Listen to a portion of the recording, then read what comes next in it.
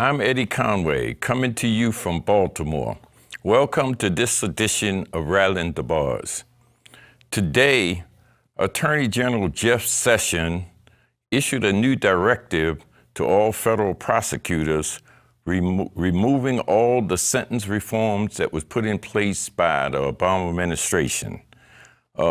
Joining me today to talk about the effect of this new directive is Kyra Gotsch. Kyra, can you kind of explain what happened? What does this directive mean?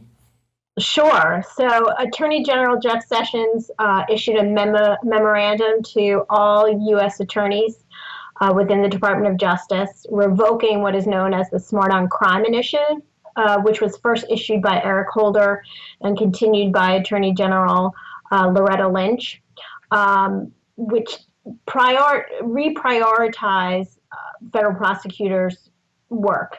And what was critical about it is that it instructed Attorney General's Eric Holder's original Smart on Crime memorandum.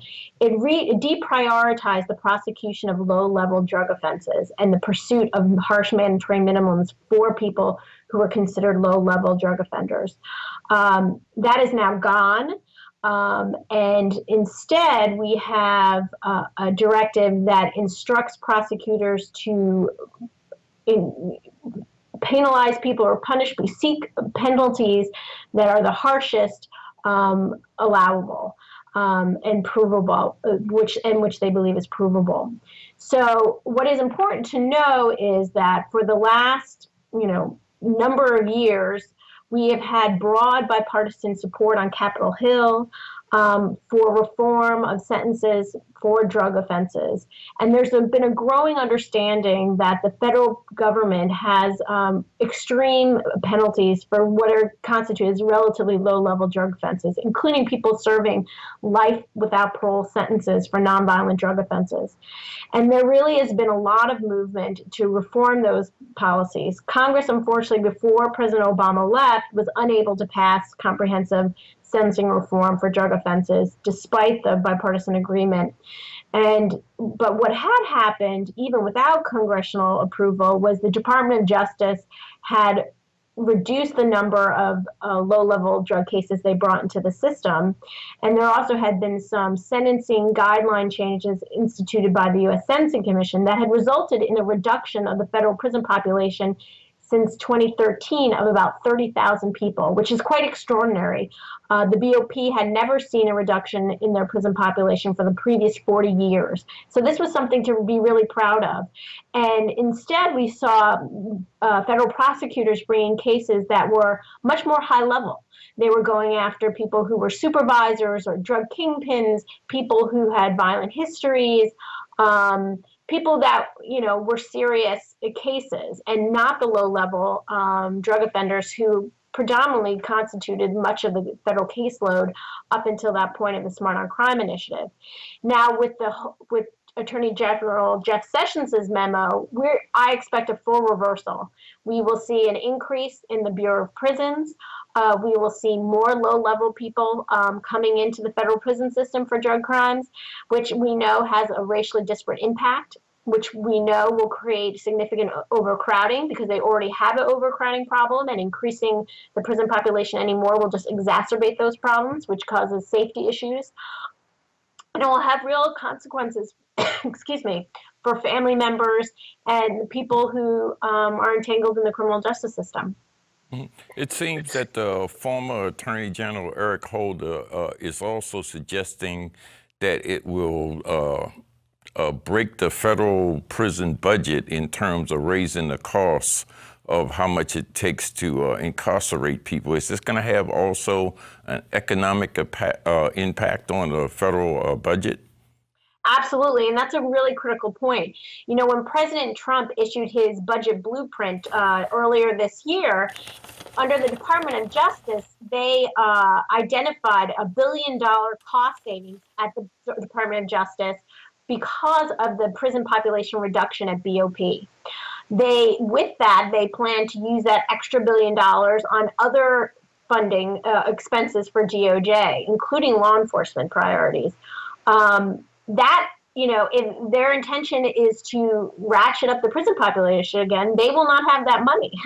And so it's very ironic for them to celebrate the cost savings that Eric Holder's Smart on Crime initiative have produced, but then in the same breath, revoke it and decimate any cost savings that was generated because they just want to return to the past, is clearly what this memorandum is detailing. Mm-hmm. Is there any reaction to this in America or among organizations or individuals? If so, who and why?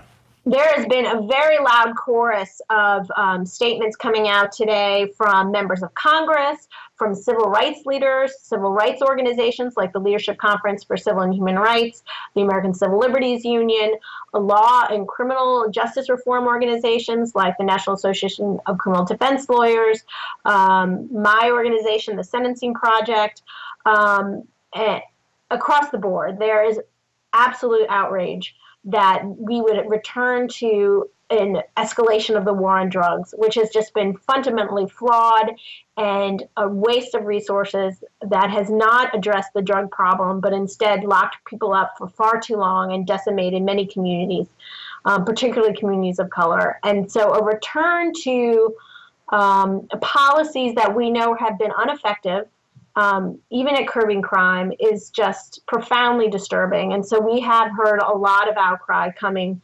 from across the spectrum. Mm-hmm. Well, I heard you mention earlier that there was a bipartisan effort in Congress for prison reform. Is that bill still in Congress, and would that have any kind of impact of reversing this new policy? Yeah, I mean, Congress plays a critical role in the federal criminal justice system.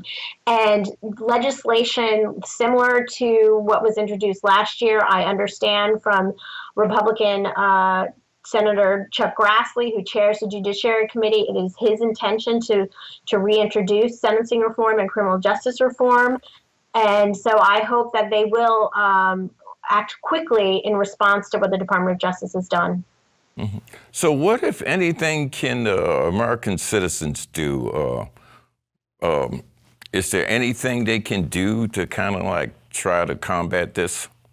Absolutely. I think what they need to do is use their voice. And I know it sounds simplistic, but it is so fundamentally critical to our democracy and good government to have constituents weigh in with their members of Congress, with their senators, and even with the Attorney General himself to communicate their concerns about an escalation of the war on drugs, a return to locking up people who are low-level drug offenders in federal prisons for decades, the harm that causes. That is critically important for lawmakers and public officials to hear that message. There is an opportunity to move legislation. We know that there's support on the Hill for it, including from Paul Ryan, who is the current Speaker of the House.